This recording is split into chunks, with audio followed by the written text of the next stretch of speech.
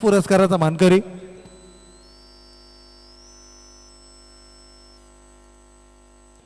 Hello hello hello तर दुसऱ्या फेरीतील दुसऱ्या सामन्याकडे आपण वळत आहोत. खरं तर हा सामना देखील 2 षटकांचा सामना असणार आहे. वेळेअभावी षटकांची संख्या या ठिकाणी कमी केली गेली आहे. आयोजकांचं देखील आपण विशेष कौतुक करूया आणि खास करून ही संपूर्ण युवा आयोजन समिती आपल्याला पाहायला मिळते.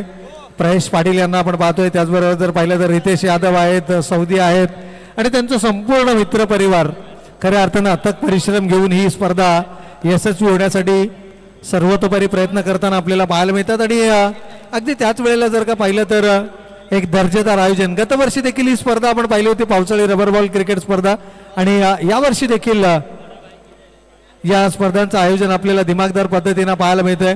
आर्यन स्पोर्ट्स क्लब कळंबोली आयोजित कैलासवासी भारकूबाई नामदेव पाटील स्मृती चषक 2026 ची ही पावसाळी रबर बॉल क्रिकेट स्पर्धा दुसऱ्या फेरीतील दुसऱ्या सामन्याकडे आपण वळतो. चला, यानंतरची होणारी लढत असेल नाणेफेकीसाठी लगेचच संपर्क करायचा आहे. संघर्ष आणि सुपर माऊली इनिंग ब्रेकमध्ये हा टॉस केला जाईल, त्यामुळे दोन्ही टीमच्या कॅप्टन्सला विनंती आहे की आपण इमिजिएटली रिपोर्ट करायचं आहे. इनिंग ब्रेकमध्ये हा टॉस या ठिकाणी केला जाईल. 2 षटकांची लढत आहे, त्यामुळे आणखीन एक रंगतदार लढत आपल्याला मैदानाच्या आतमध्ये पाहायला मिळेल. परंतु प्रयश ऐवजी आता निखिल आपल्याला मैदानाच्या आतमध्ये पाहायला मिळतोय. रणनीतीमध्ये बदलाव आहे, परंतु सचिन कारवारवरती असणारा विश्वास पुन्हा एकदा कायम ठेवलाय. खरं तर ज्यावेळेला तुम्ही संघाला लीड करता, ज्यावेळेला संघाचं प्रतिनिधित्व तुम्ही करता, ज्यावेळेला संघाचा म्होरक्या म्हणून तुम्ही काम पाहता, त्यावेळेला प्रत्येकाच्या गुणवत्तेनुसार त्याला संधी मिळणं गरजेचं आहे. आणि प्रयशनं खूप कमी कालावधीमध्ये मी म्हणेन की आपली मॅच्युरिटी दाखवली आहे, क्रिकेटबद्दलची आपली जाण दाखवली आहे. त्यानं ओळखलंय की या वेळेला संघाच्या विजयामध्ये धावा महत्वाच्या आहेत, परंतु निखिल रोखणं कठीण आहे या खेळाडूला. टायमिंग प्रॉपर, चेंडू आउट ऑफ द पार्क, 6 धावांसाठी षटकार. षटकारानं स्वागत केलंय. खूप सारे आज संपूर्ण मित्रमंडळ या ठिकाणी उपलब्ध आहे. Aryans cricket club.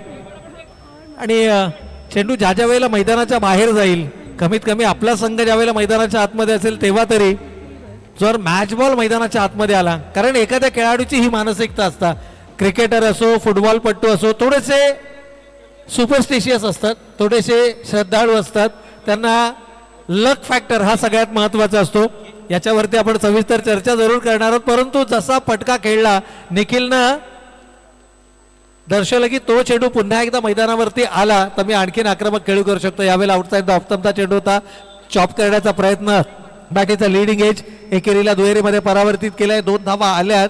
सचिन कारवारला देखील ठाऊक आहे हा खेळाडू जितका जास्त वेळ मैदानावरती उभा राहील संघासाठी तितकीच मोठी धावसंख्या तो धावफलकावरती उभारू शकतो. किमान 30+ जर का धावा धावफलकावरती आल्या. खरं तर या शॉर्टर फॉर्मॅटमध्ये कोणती धावसंख्या सुरक्षित नाहीये, परंतु जर का एक फायटिंग टोटल तुम्हाला धावफलकावरती उभारायची असेल तर 2 षटकांमध्ये कमीत कमी 30 किंवा 30+ धावा या धावफलकावरती येणं नितांत गरजेचं आहे. पहिल्या चेंडूवर षटकार, दुसऱ्या चेंडूवर 2 धावा. यावेळेला शॉर्ट ऑफ लेनचा चेंडू होता, श्लोकनं केली आहे चूक आणि त्याची भरपाई करत असताना यावेळेला चेंडू मात्र भिरकावून दिलाय. सीमा पार निखिलच्या बॅटमधून येतोय दुसरा षटकार.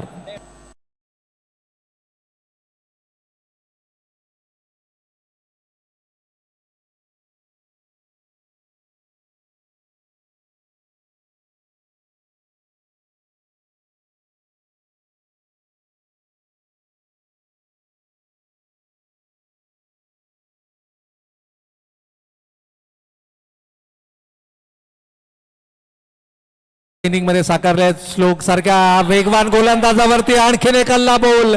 निखिलला का प्रमोट केलं गेलं हे मात्र निखिलनं दाखवलंय. कमालीचं टायमिंग, कलात्मकता. 1 मोर बिग षटकार.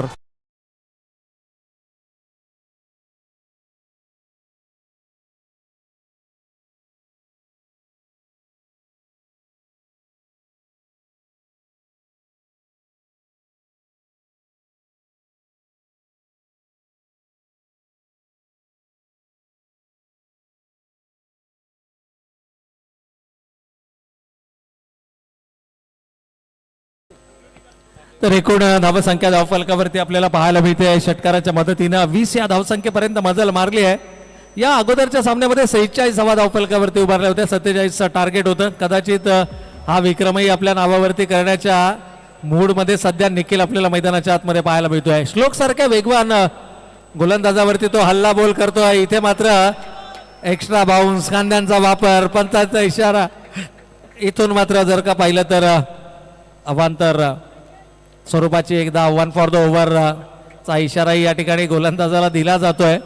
श्लोकवरती थोडंसं मानसिक दडपण निर्माण केलंय. पहिल्या सामन्यामध्ये श्लोकनं कमालीची गोलंदाजी केली होती. त्याच्या गोलंदाजीचा आपण चर्चा केली, त्याच्या गोलंदाजीची खरं तर वाहवाही आपण केली. परंतु इथे निखिल कडके सारखं कडवट आव्हान त्याच्या समोर उभं असताना आता खऱ्या अर्थानं परीक्षा आहे. परंतु हा खेळाडू कमबॅक करणं ओळखतो. मागील चेंडू जर का पाहिलं तर खांद्यांचा वापर केला होता, तोही डॉट बॉल आला होता, परंतु अवांताच्या स्वरूपात एक धाव आली. आणि त्यानंतर अगदी फुलर लेनचा चेंडू, गुडलँड स्पॉटवरती चेंडूची पिचिंग ठेवली. त्या ठिकाणाहून चेंडूला थोडासा उसळी देण्याचा प्रयत्न केला. स्विंग अँड मिस पद्धतीचा फटका मैदानावरती पाहायला मिळाला. अशा प्रकारचे डॉट बॉल तुमचा आत्मविश्वास बळावून जातील. परंतु 21 धावा धावफलकावरती आल्यात. इथे शेवटच्या चेंडूवर षटकार येणार की सिंगलनं स्ट्राईक खेचली जाणार. परंतु इथे मात्र टायमिंग प्रॉपर नाही आहे. क्षेत्ररक्षक 2 चेंडूंचा पाठलाग करतायत. मात्र चांगला प्रयत्न त्या ठिकाणी पाहायला मिळाला. विकी पाटील आणि त्याच्याबरोबर जर का पाहिलं तर त्याचा साथी खेळाडू बॅरफिटनं हे दोनही खेळाडू खेळत आहेत, त्यामुळे स्लिपरी आउटफील्ड आहे. परंतु एक गोष्ट चांगली की दोनही खेळाडू सुरक्षित आहेत. कोणत्याही प्रकारची इजा त्यांना नाही आहे. पहिल्या षटकाचा खेळ या ठिकाणी संपला. धावा धावफलकावरती आल्या 23. एका आश्वासक सुरुवातीची अपेक्षा होती आणि ती सुरुवात दमदार मात्र या ठिकाणी या दोनही आघाडीच्या खेळाडूंना केली आहे. सचिन कारवार 6 चेंडू नॉन स्ट्रायकिंग एंडला उभा राहिलाय आणि परेश कडके चा बंधू असणारा निखिल कडके आता मात्र वादळी खेळी मैदानावर साकारतोय. 6 चेंडूंचा त्यानं सामना केलाय. 22 धावांचं योगदान त्याचं या इनिंग मध्ये राहिलंय. आर्यन संघ युवा खेळाडूंचा सर्वाधिक भरणा याही संघामध्ये आपल्याला पाहायला मिळतो. बरेचसे युवा खेळाडू आहेत. आपल्या क्रिकेटिंग करिअरच्या सुरुवातीलाच एक चांगली संघ बांधणी आपल्याला पाहायला मिळते आणि या सर्वांना लीड करत असताना प्रयश देखील स्वतः थांबला आणि निखिल जो चांगल्या लयमध्ये बॅटिंग करतोय त्या फलंदाजाला मात्र त्यानं संधी दिली. यावेळेला पहिला चेंडू थोडासा दिशाहीन पाहायला मिळालाय. गोलंदाजी मार्कवरती आपण पाहतोय. गोलंदाज चिकू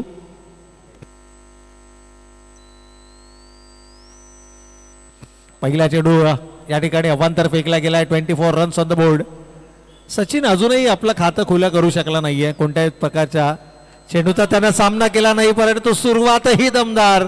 याही खेळाडूनं 6 धावेनं आपलं खातं उघडलंय. संघाला मात्र घेऊन गेलाय बिनबाद 30च्या घरात.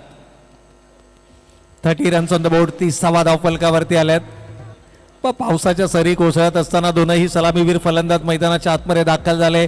नाणेफेक जरी गमावली गेली असली तरी आपली भूमिका ठाऊक आहे. कमालीची सुरुवात निखिलनं आपल्या संघाला मिळवून दिली आणि त्याच्या पाठोपाठ जर का पाहिलं तर सचिनही तितकाच चांगला खेळ मैदानाच्या आतमध्ये करताना पाहायला मिळतो. यावेळेला 2 धावा या ठिकाणी निश्चितच धावफलकावरती अंकित केल्या जातील.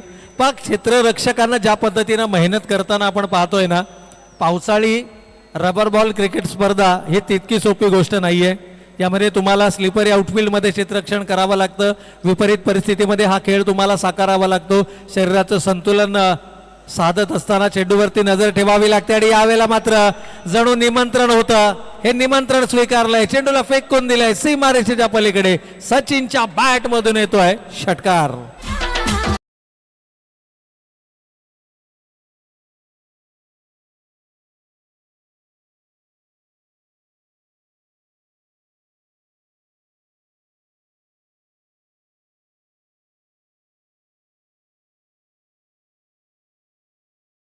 एक तडाखेबंद फटका. इथून मात्र सचिन करवार ऑन फायर येतोय बॅक टू बॅक. 1 मोर बिगेट षटकार.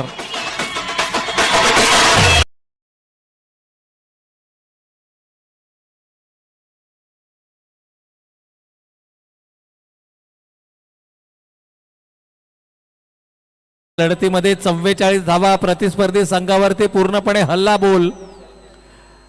यावेळेला एक्स्ट्रा कव्हर रिजन मध्ये क्षेत्ररक्षक तैनात आहे. चेंडूचा अचूक अंदाज त्याला आलेला नाहीये आणि चेंडू मात्र कदाचित सीमारेषा ओलांडतोय की काय होय, पंचांचा इशारा या ठिकाणी चेंडू सीमारेषेच्या पलीकडे चौकार.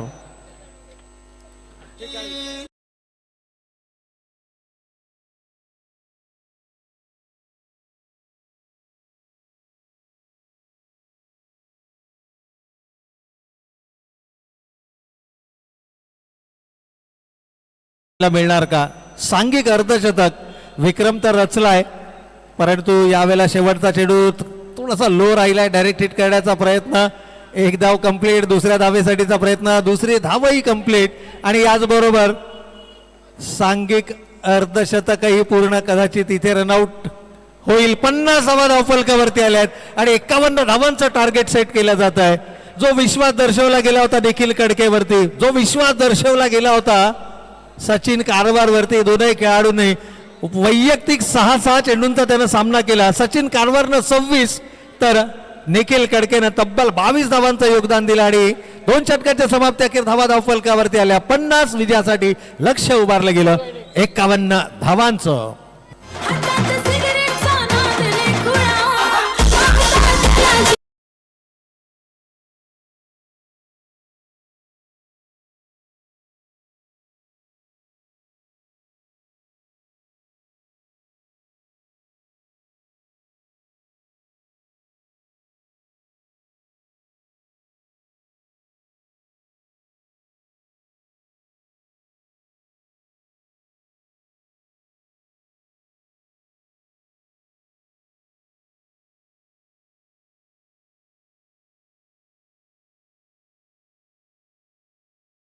आज आलेले आहेत आणि विनंती असेल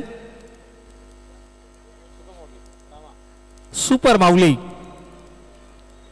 टॉस या ठिकाणी केला जाईल. दोनही युवा संघ नायक आहेत.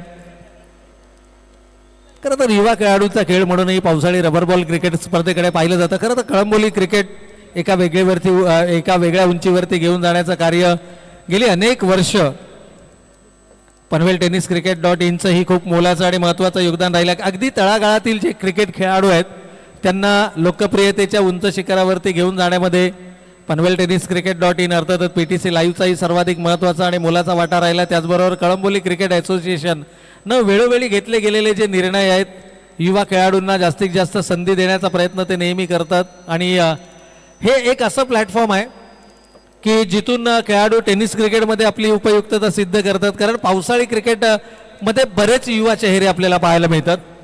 ते युवा चेहरे पावसाळी रबर बॉल क्रिकेटमध्ये आपली गुणवत्ता दाखवतात. त्यानंतर त्यांचा निवड ही अर्थातच टेनिस क्रिकेटमध्ये होते. विविध संघातून ते पदार्पण करताना आपल्याला पाहायला मिळतात आणि त्यानंतर जर का आपण पाहिलं तर प्रत्येक खेळाडूचं स्वप्न असतं कळंबोलीचा वर्ल्ड कप समजला जाणाऱ्या कळंबोली प्रीमियर लीगमध्ये सहभागी होण्याचा आणि जो खेळाडू संपूर्ण वर्षभर सर्वोत्तम कामगिरी करतो त्या खेळाडूला मोठ्या प्रमाणामध्ये मागणी असते. युवा खेळाडूंचा सर्वाधिक भरणा आपल्याला पाहायला मिळतो आणि या सर्व आयोजकांचं देखील आपण विशेष कौतुक करूया की अशा प्रकारच्या दर्जेदार स्पर्धा जर का तुम्ही आयोजित केल्यात.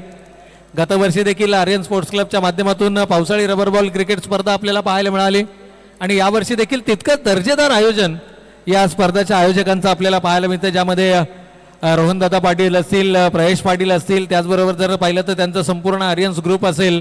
अथक परिश्रम, जिद्द, चिकाटी आणि मेहनतीच्या बळावरती खरं तर या स्पर्धा यशस्वी आपल्याला पाहायला मिळतात. टॉस केला जातोय पुढील सामन्याचा.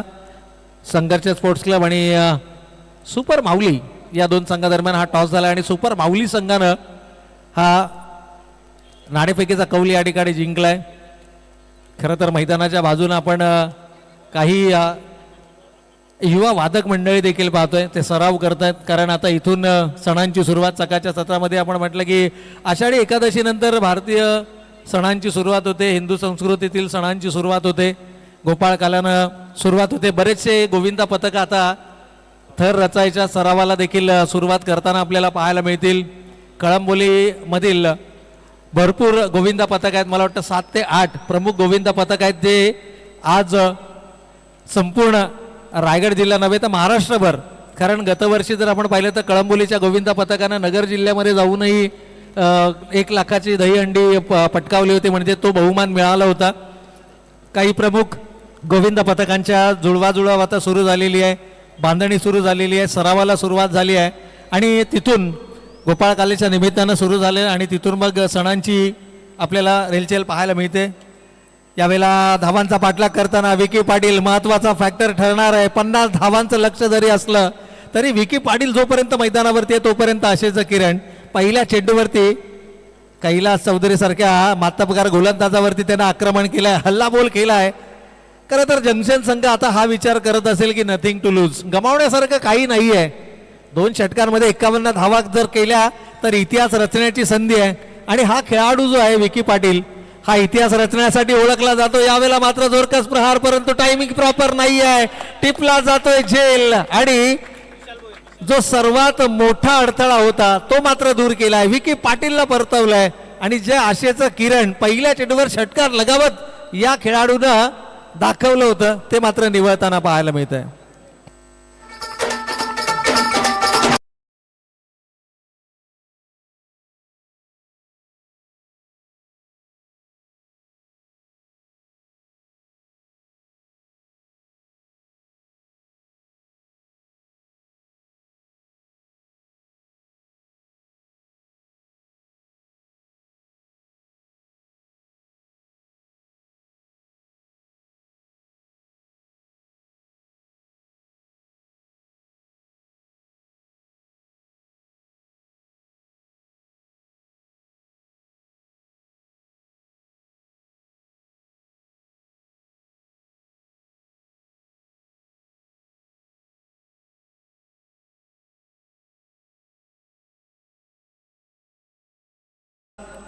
थोड्याशा धीम्या गतीने तो गोलंदाजी करतोय, परंतु अचूक दिशा आणि अचूक टप्प्यावरती मारा करण्यासाठी ओळखला जाणारा गोलंदाज आहे. अशा प्रकारच्या सामन्यांमध्ये, महत्वपूर्ण सामन्यांमध्ये आपण नेहमी म्हणतो ना की बडे मंच के खिलाडी हमेशा अपने खेल का जलवा बडे मंच पर ही दिखाते हैं. अगदी बडे मंचचा हा खेळाडू आहे. षटकार जरूर आला पहिल्या चेंडूवरती, परंतु दुसऱ्या चेंडूवर त्यानं प्रत्युत्तर दिलं. विकी पाटील सारखी महत्वाची विकेट, जो एक आशेचं किरण होता ते निवडलं. नवीन युवा खेळाडू यावेळेला स्ट्रायकिंग एंडला आपण सुशांत या बॅटरला पाहतोय. आणखीन एक नव्या दमाचा खेळाडू मैदानाच्या आतमध्ये आहे, परंतु लक्ष आता थोडंसं दुरावताना आपल्याला पाहायला मिळतं. कारण जसे चेंडू या षटकामध्ये समाप्त होतील तसा जो मानसिक दडपण आहे तो आपल्याला निश्चितच फलंदाजांना पाहायला मिळेल. श्लोक नॉन स्ट्रायकिंग एंडला आपण पाहतोय. डॉट बॉल आलाय, त्यामुळे धावसंख्या तिथेच स्थिरावलेली. यावेळेला थोडासा डाऊन ते विकेट जाऊन चेंडू मारण्याचा मानस होता. आणि इथे नॉन स्ट्रायकिंग एंडला स्वतः गोलंदाज सज्ज आहेत. बरंचसं काही घडलंय मैदानाच्या आतमध्ये, पण डाऊन द विकेट जाऊन चेंडू मारण्याचा प्रयत्न होता, त्यामुळे हा बीमर दिला जाणार नाही ही अपील होती विकेट किपरची. परंतु चेंडू रिलीजच्या वेळेला तो स्टान्स जर का पाहिला तर विकेटच्या आतमध्ये होता. चेंडू रिलीज झाल्यानंतर तो बाहेर आला. कदाचित पंच हेच सांगत असताना, परंतु कैलास फारसा फरक पडत नाहीये. अतिशय काम अँड कूल अशा प्रकारचा खेळाडू आहे. त्याला ठाऊक आहे पहिल्या चेंडूवरती षटकार आल्यानंतर त्यानं ॲग्रेशन दाखवलं नाही तर त्याला लाईन आणि लेंथमध्ये त्यानं बदलाव केला, गतीमध्ये परिवर्तन केलं. आणि तुम्हाला जर का या ठिकाणी आपण म्हणतो ना की यशस्वी व्हायचं असेल तर हल्लाबोल न करता शांतपणे तुम्ही प्रत्युत्तर द्यायला शिका. त्याच्यामध्येच खऱ्या अर्थानं यश दडलेलं आहे. आणि कैलासनं त्याच प्रकारची गोलंदाजी केली आहे, वाखाणण्याजोगी गोलंदाजी. 1 गडी बाद 11 पहिल्या षटकाचा खेळ सुरू आहे. शेवटचा चेंडू शिल्लक आहे. या चेंडूवरती मोठा फटका येणं अपेक्षित असेल. स्विंग अँड मिस यष्टीरक्षक चेंडू गॅदर करतोय, तोपर्यंत मात्र कोणत्याही प्रकारची धाव या ठिकाणी नाही आहे. डॉट बॉल आला आहे आणि षटक या ठिकाणी होतंय समाप्त. धावा धाव फलकावरती आल्या 11. उर्वरित समीकरणाचा जर आपण विचार केला तर येणारे 6 चेंडू शिल्लक आहेत आणि विजयासाठी 40 धावांची गरज. 6 चेंडू 40 धावा जरी हव्या असल्या तरी देखील आम्ही आमच्या प्रमुख गोलंदाजांकडेच जाणार. आयुषनं मागील षटक थोडंसं महागडं ठरलं होतं आयुषचं, त्यामुळे कदाचित आयुषला आता दुसरं षटक टाकण्याची संधी मिळाली आहे. आयुष या खेळाडूच्या नावाची चर्चा ही मागील 2 वर्षामध्ये सर्वाधिक राहिली.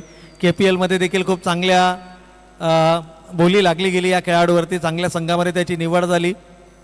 आयुष मेहता म्हटलं तर युवा खेळाडूंसाठी किंवा एक युवा खेळाडू. खरं तर आयुष आणि श्लोक दोनही खेळाडू एकत्रितपणे लेदरचं क्रिकेट खेळतात, एकत्रितपणे लेदरचं प्रशिक्षण घेतात.